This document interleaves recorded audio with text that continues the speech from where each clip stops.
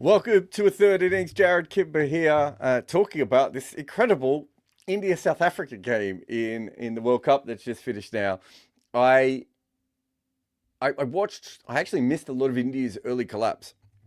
I was catching up with it on MV Play when, of course, all sorts of things started happening in the second part of that game. And so I saw Richa Ghosh's innings. I saw South Africa struggle with the bat, and then Nadine to Klerk. So there's so much to talk about, so many different facets. One is, I think, how interesting this game was from the perspective of how in both particular games you had, both innings, it was so much easier to bat at the end. What, the last 25 overs, maybe 30, 20 overs even? It's just like this wicket suddenly just went, no, now you could score runs. And, there was some very, very poor things that went through all the way. In fact, I've got so many notes. Let's start with India at the end, because I know Cheyenne was writing a piece on Richa Ghosh, and I was writing a piece on Richa Ghosh. He was writing for Best of Cricket, I was writing for us, and suddenly, suddenly you see a situation where they're coming back into it, and Cheyenne's like, "What's happening?" And you go back and you think about it, and I looked at it a little bit as well. It's just they kept bowling one ball and over that was pretty easy to hit.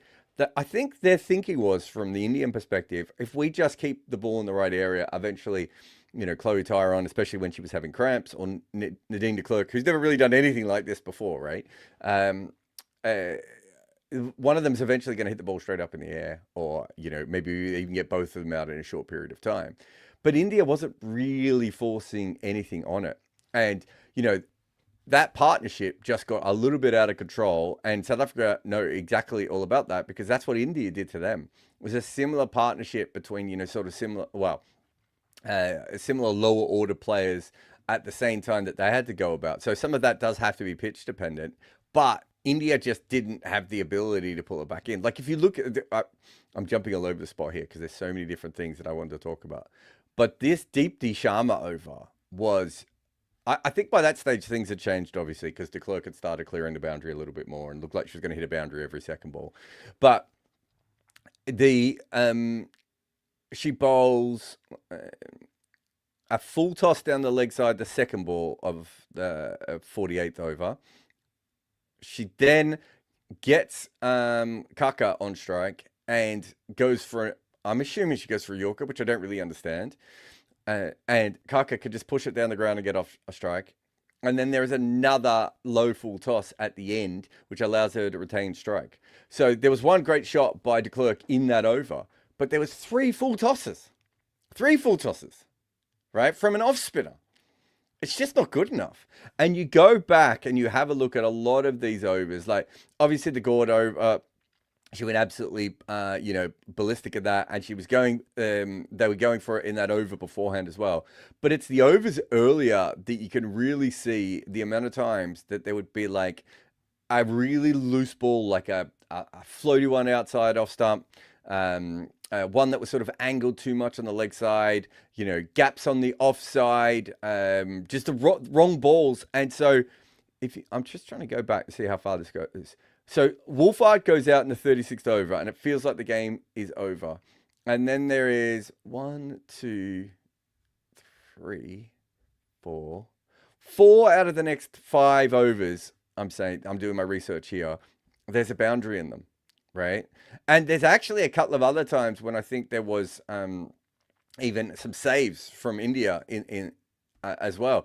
So they were just finding boundaries really easy, and it's incredible partnership to be able to come back and pull that back from the position that they did. I just saw it's absolute genius. Love the way they went about it. I did think towards the end that de Klerk was going to cause herself a bit of a problem. I thought she was going to Klusner it. Sorry to those South African fans from 1999, but it did look like when she tried to take that single, I was like, no, don't try and take the single. Sit there and try and smash a 4 for the rest of the over, and maybe get a 6, which she did, and then get a single towards the end to make sure that you have to face every ball. But India just made so many things easier for her towards the end. It was a real panic from them. their two frontline seamers went for runs, which meant at the death they didn't feel as comfortable. It was interesting actually because Nasser Hussain was talking up India's seam quite a bit early on. And it's sort of towards the end, the figures of the seamers haven't really worked out that much. You could argue as well that they could have stolen one or two extra overs from Harmanpreet earlier on, which would have given them a little bit more cover. But when it comes down to it, they just didn't execute at the death, and that was the same for both sides. Kaka ends up going at 6.7 runs and over, and de Klerk got hammered, right? She went 52 runs in 7 overs.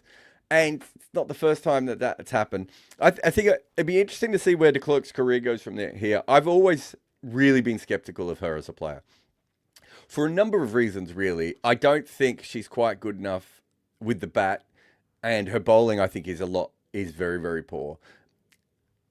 She kind of reminds me a little bit of Mark Elam in that you can kind of see it makes sense. Like she can bat and she can bowl, but not well enough in either of those particular skills that I suppose you want to back her or anything from that point of view, but the batting is incredible. This was her 52nd game today, and it was her third 50, and her strike rate coming in today was 77, right? Like de Klerk has just never done anything like this. I've always found her an incredibly frustrated cricketer. I think at times they've had much better players, but I think because of the all-round skills, they've kept pushing her. Let's just see if I can find what her best score is, her fastest score outside of this. So the strike rate today, so her previous best was 60, so she's beaten that by 24. And the 60 she made was against the Pakistani women a couple of years ago. That was a strike rate of 63. She made a 58 with a strike rate of 75. So going through this, I can see one other innings. So against the England team, she made 48 off 24. I think I might have seen that one as well. But that was almost all fours. That was 11 fours and no sixes. Then she's got a 34 off 22 with 5 sixes. With 5 fours and 1 6. In fact, if you look at her career, she had hit 13 sixes before today, and she hit 5 today. I mean, we could sit here and say that Deepti didn't bowl particularly well, and they let their foot off it a little bit, and the seamers couldn't come back at the end, right?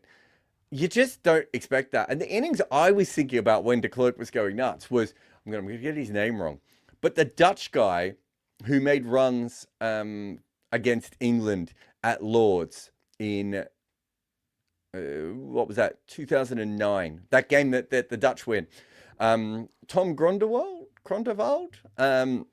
who never made runs before or after, and certainly never batted anything like that ever again in his career, and just happens to just play that great innings. I don't think it's quite the same with Nadine de Klerk because she's 24, 25.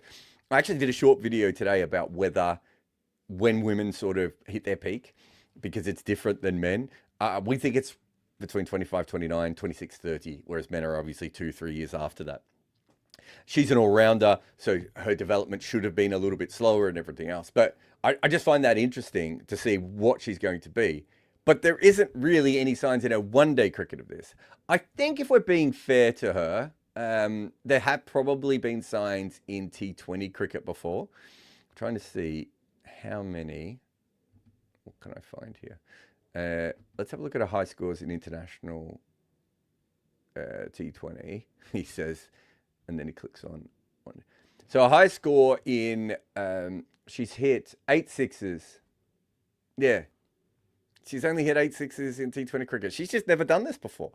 She has had some good innings. She made 44 off 25. Was that in the World Cup? Against the Sri Lankan women. And then she made a 29 off 16. This, who did I say before? I said I've compared it to Mark Elam and the bloke from Netherlands whose name I've now forgotten. I was also thinking during this innings that it reminded me a little bit of Andy Bickle in the 2003 World Cup, where you're just like, we know Andy Bickle can bat, but it's never really come through anywhere before. And suddenly Andy Bickle out of nowhere just plays a brilliant innings to get Australia home in an ODI. Brad Hogg might have done that as well once for Australia. And the difference is that I suppose that de Klerk has been picked for her batting for a long time. It just hasn't worked, right? She just hasn't been that level of a player.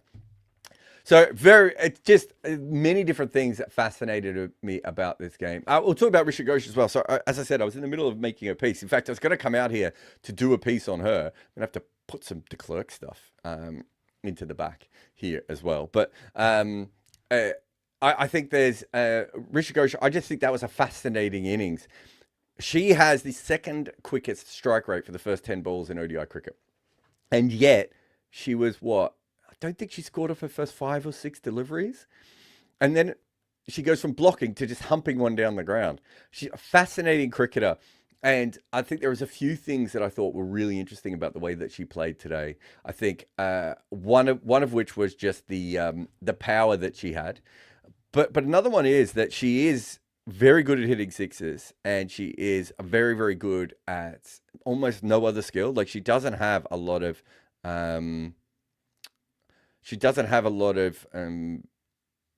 what would you call it? Elite skills, but one of them is lofting the ball in the air and then clearing the ropes. And what they did today, South Africa, was they tried to bowl wide to her with all the fielders up, and she didn't smash the ball away all that much, but she just got it over the top and kept it picking up boundaries. And she's always going to frustrate, I think, because of her ability to pick the fielders. There was one point where I think she hit point 3 times in a row. Might have been point once and cover twice or something, but it was basically the same fielder 3 balls in a row. And it was absolutely fascinating, to watch it happening. But when she hits in the air, she hits it hard enough to get over the top. And she has this incredible wagon wheel because she basically hit 360 degrees. Like the balls went everywhere today. And she picked up boundaries kind of in every different position. And in women's cricket, the ability to clear the boundaries or find the boundaries and also hit in multiple directions is such an important one because you have the extra fielder inside the ring. I thought it was a great innings. I thought she did more than enough to win the game for India. I thought that even when, the Wolf was batting, it just didn't happen that way. So absolutely fascinating. Let's just take a quick break and I'll see if there's any good super chats or any chats at all here on what are we? Yeah, Good Areas Live. It is Good Areas Live. I should have known that. It is Good Areas Live. It will continue to be Good Areas Live. But this is the third innings. Ross Taylor couldn't see at night or when the clouds were in. Eventually he had to see an eye specialist who would fix his eyesight. In the 2 years before the change, he still averaged more than 50 in international cricket. The top level of batting talent can basically see in the dark. That is who we are talking about in our new book, The Art of Batting. Head over and order your copy today. This video is brought to you by our supporters on Patreon. If you want to be part of the community that makes content like this, head over now. All right. Yeah, we've got a bunch of chats. I'll try and get to a few more, actually. So thank you very much for everyone sending those in. There's some interesting ones here, actually. So thank you. Couple of super chats I'm just catching up with as well. Where do we start here? Walking Alive with his super chat says, with cricket being played in the subcontinent more and more in the future, how do we reduce the impact of dew? Isn't it unfair on batting first team if the pitch is tricky in the afternoon? De Klerk was great today. But it happened for both teams, so it can't have been dew twice, right? I just think the wicket was suiting that older one. Your dew, I don't think that's just an Indian or a subcontinental problem, I should say. It is an issue. And I don't know what the great answer is. I know the IPL have gone out of their way to try and fix it. Maybe, I don't know if even, is having roof stadiums, is that the way to go? I'm not sure. But yeah, it is an issue. But again, that people are now used to playing on it as well. Like I do think there is a certain point at which cricketers need to get maybe slightly better than at what is a tricky art form. It's not going away in the short term, is it? Did the pitch change in the second part of both innings? How's that possible? Or is it the ball got soft or something? Yeah, so it's not the pitch changes. A pitch would stay the same. But I think the ball was just not really doing anything off that surface once it's sort of lost all the lacquer off it. That's how I saw it. I thought that was the same case for pace and for spin. It just seemed to slide on. My big concern, I still thought that South Africa were going to struggle towards the end, not because I didn't think de Klerk was batting well, but just because once Kaka came in, I was like, there's no one at the other end, right? So she's going to have to hit 4 to 5 boundaries from here to win the game, which is probably almost exactly what she did. But the big advantage I had was I just wasn't sure what ball that could be bowled. And it was a bit the same when I was watching Rana and Ghosh go for it.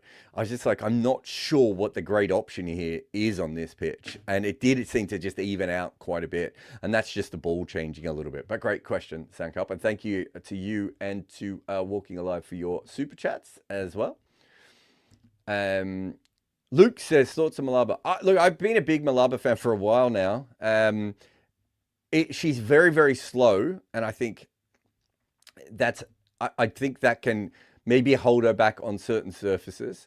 She's got a very weird action as well. She's got a very, I don't know what you would call it, almost like a agricultural action. I'm trying to think of someone like Carl Rackerman, maybe like a slightly less refined Shakib Al Hassan kind of action, but it seems very repeatable. I don't know, though, if one-day cricket is her best format. I feel like it's too easy to strike rotate. Let me just look at her numbers. She goes at 4.8 runs an over with an average of 34. Yeah, and you compare that to T20 cricket, where she's averaging 24 and only going at 6.25. I think when you're coming at her, she's much more dangerous than when you're not. But I still think she's a very good bowler on wickets that give her any assistance at all. And because she bowls so slow, she should get more assistance than most people will. Umang says, I feel so bad for Harmanpreet. No 6 bowler will cost them eventually.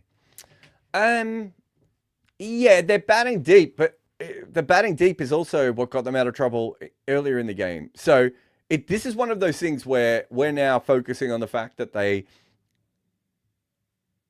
didn't have the extra bowler, and that cost them the game. But if they didn't have the extra batter, maybe the extra bowler wouldn't have mattered anyway, right? I actually just thought Harmanpreet should have just bowled herself for 1 or 2 more overs anyway. Like, her bowling wasn't particularly bad. It was fine on that surface. They weren't, as I said before, they weren't attacking. The ability to just bowl 6 average balls when Tyrone and de Klerk are out there specifically, I thought was absolutely fine and necessary and worked quite well. So, if anything, I think they were let down by the fact that their frontline bowlers are not quite as strong. And you might be right there. That's why you need the stronger 6 bowler. But the other side of that is the fact that they might not have made those extra runs without the longer batting lineup. Like, they were saved by that as well. Dubé or Harman, a better 6 bowler. What's Harmanpreet's overall record with the ball? I don't think there's much wrong with what she does. Remember, Charlotte Edwards is probably the sort of bowler I was thinking of. Yeah, she's going at 5.28. She doesn't get wickets, which is more than fair. She's been okay. I'm not massively against her bowling. And I thought she bowled okay today. There's probably not much between that. It's not a bad question actually at all. Richa Ghosh says, Lady Hardik Pandya. It's different kind of player than Hardik Pandya, I think, in many different ways. She really struggles to find twos. And I think with Hardik Pandya, he's probably more prone to... Actually, the thing I would say that is similar about them is when they get going, they probably want to hit to the leg side, which actually then opens up a lot of gaps on the offside, which they can both then also make runs off. They're not as good on the offside, but they're good enough and powerful enough to still get away from it. So there's something there. Govinda said, India, as expected, lost. As expected? They were like massively ahead in that game. What are we talking about? I don't think they will qualify for the semi-finals. It makes it very tough, doesn't it? I don't know if I have. Let me quickly try and bring up the table. Where are we at the moment? So India, after 3 games, have 4 points, which means that they are level with South Africa. Where's New Zealand? They have 0 points. So I think that gives them a good chance. there's still a lot there. So who do India have to play? They have to play Australia, England, New Zealand. So let's say New Zealand continue to play poorly. There's a good chance there. They have to beat one of Australia or England, I think, to be quite comfortable. But there are multiple. There really isn't, you know, there really isn't a strong fourth side, or a strong fifth side, maybe is the best way of putting it, with New Zealand at the moment. So New Zealand haven't played any, have lost to South Africa and Australia. So they're going to go on a bit of a run when they play Bangladesh, Sri Lanka, and Pakistan. So they can get to, what's that, 6 points. Let's say they get to 6 points. So India, that game might be a knockout, New Zealand versus India. But Bangladesh and Pakistan have got some wickets of recent times, and New Zealand's not playing. I don't think New Zealand's played very well in this tournament, because I thought halfway through the first innings of the first game, they had a big chance of winning against Australia, and they've been pretty poor since then. I've already done Sand Cup. I wanted to do the other Sand Cup question here. Why is it that weaker teams, both men and women, are better at bowling than batting? Or is it just me? Or is batting tougher, or it takes longer to get better at? Generally, batting is more facilities-led. So the best teams are very, very good at batting, because they have, really good pitches everywhere, and everyone can go in the nets and everything else. So if you look at it, generally, batters have come from a higher socioeconomic strata than bowlers, right? I don't know how we got here, but generally that's what happens. It isn't always the case, though. You certainly get teams that are quite good at batting who are newer as well, or in development. You get teams that are very good at batting and can't take wickets at all. I'm thinking maybe that Zimbabwean team of the 90s, struggled to get wickets, but, had a lot of batters who were hard to get out, and had Andy Flower in there as well, and quite a deep batting lineup at times as well. So you do get sides like that. But yeah, I think athleticism or, bowling skills are maybe slightly more natural. And so if you can get a couple of people who are natural to do that, whereas batting at the top level, I think, does take a lot of repetitiveness. It does take a lot of learning. And you see that with generally if you're an extremely talented batter or bowler, you're more likely to be rushed into the side as a bowler, right, before you're ready, than you are as a batter. So I think that probably holds up Sand Cup as much as anything. I'll take another quick break here and just check if there's anything else on the chat. But I'm Jared Kimber. This is Good Areas Live. Cricket boards actually make watching their games almost impossible now. I spend almost as much time trying to find where I can view it as I do actually following the action. That is why I use NordVPN. They let me find all the cricket I want to watch while protecting me from the nasty side of the internet. Nord will free your cricket matches. Grab your exclusive NordVPN deal by going to nordvpn.com/good areas to get a huge discount off your NordVPN plan, plus 4 additional months on top. It's completely risk-free with Nord's 30-day money-back guarantee. Watch every match with NordVPN. All right, welcome back. Another super chat from Umang, who says, is your daughter or son's finding the Women's World Cup interesting or busy with midterm exams? I don't know if I have midterm exams. My daughter's 5, and she kind of likes the cricket's on the TV some days, but, other days doesn't really give a shit. My oldest boy's not massively into cricket, but he watched a bit of the game today. When it gets close, he's quite interested. And Ezekiel obviously has his own cricket podcast and plays cricket and, really loves the game. He was doing some work, but he came in to watch the end. And I think he might have missed the last over, but I think he's all deeped his over. So, there's always, in our house, there's just always cricket on. So to them, it doesn't matter if it's Women's World Cup, Men's World Cup, some, Namibia versus Kuwait. Like, it doesn't matter to them. It's just, is it a good game or is it not a good game? And that's kind of how the family sort of go about those sorts of things. Rob Barrett made a lot of money today, and I think he's only sent this message in to point out that he was on the South African women from the start.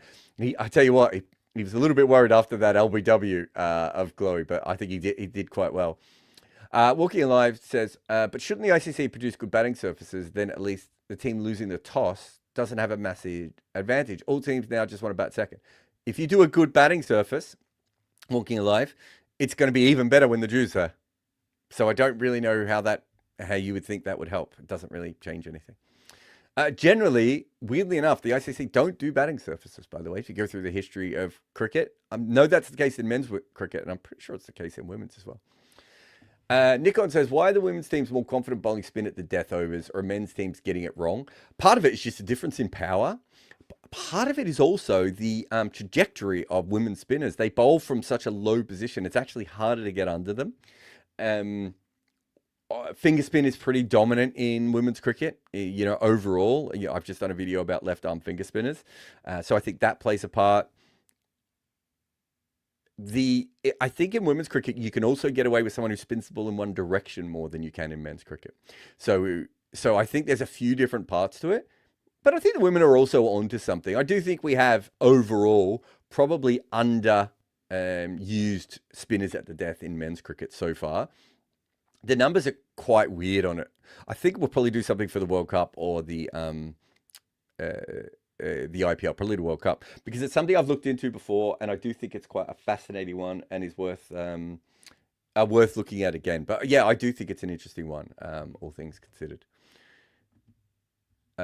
And the Tasmish says, would love to see more episodes like your collaboration one, Evolution episode. Did you enjoy that? Those guys are small in terms of numbers, but have a tight audience. I'm one of them.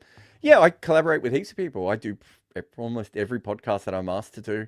I'm more likely to say no to some of the bigger ones who should at times than I am than some of the smaller ones.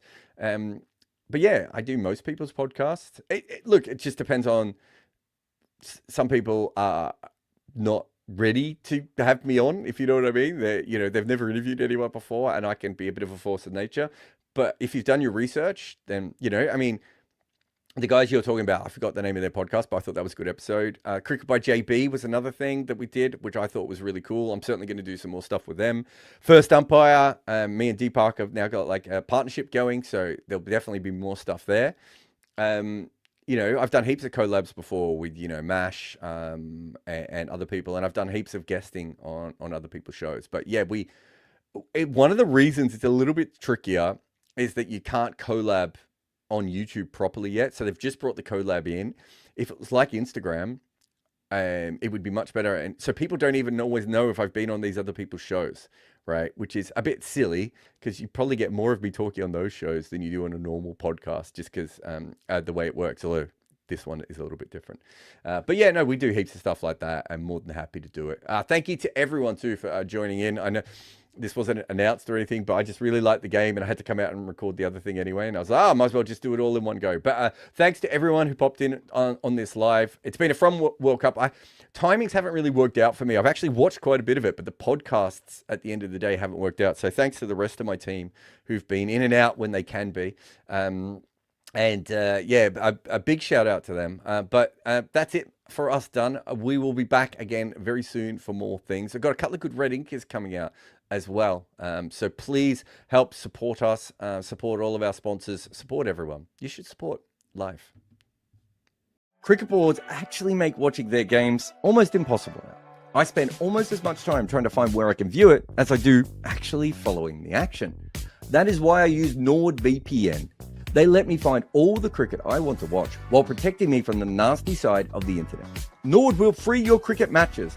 Grab your exclusive NordVPN deal by going to nordvpn.com/good areas to get a huge discount off your NordVPN plan, plus 4 additional months on top.